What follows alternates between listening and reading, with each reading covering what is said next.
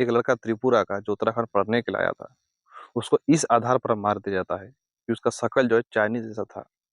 तो मतलब क्या ये सब हो रहा है? आज से कुछ साल पहले, 1-2 साल पहले, एक नॉर्थ इंडिया का लड़का जो साउथ इंडिया में काम करने जाता है और वो हिंदी बोलता था, तो उसको सिर्फ़ उसको भाषा के आधार पर मार दिया जाता है वहाँ पर, क्योंकि वो हिंदी बोलता था। मतलब एक भाषा के ऊपर इतनी नफ़रत, कभी शकल के ऊपर नफ़रत। सोचिए हमारे देश के लोगों के द्वारा, हमारे देश के किसी बंदे को जो दूसरी जगह जो नॉर्थ ईस्ट से पढ़ता है, उस नॉर्थ ईस्ट से पढ़ने के लिए जाता है वो नॉर्थ इंडिया, और उसको इस आधार पे मार दिया जाता है क्योंकि वो जो उसका शकल, सिर्फ़ शकल जो है उसका चाइनीज़ जैसा था। तो वहाँ के जो लोग हैं उस नॉर्थ इंडिया के, उसको मतलब उन लोगों के ऊपर क्या बीतेगी? वो लोग क्या सोचेंगे कि हम जिस देश को अपना मानते हैं, हमें ही जो है अपने देश में जो है चाइनीज़ कहकर, विदेशी कहकर पुकारा जाता है। सोचो अगर हमें, आप में से ही किसी को अगर ये कहा जाए कि तुम पाकिस्तानी हो, तुम बांग्लादेशी हो, तो आपको कैसा लगेगा? ठीक वैसे ही उसको कहा गया था कि वो चाइनीज़ है।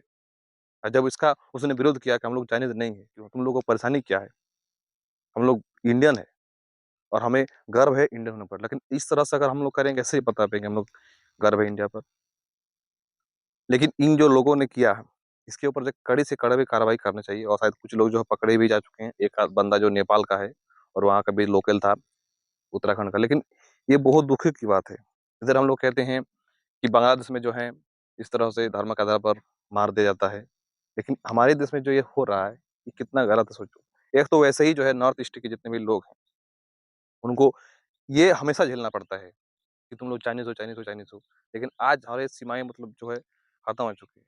मतलब इतना नहीं होना चाहिए सर, बहुत गलत हुआ। ये जो है ना, शर्म आनी चाहिए उन लोगों को, जो इस तरह की हरकतें कर रहे हैं। ऐसे ही जो है कुछ लोग भारत को भड़काने में लगा है, और अगर इस तरह की घटनाएँ होंगी तो और क्या होगा?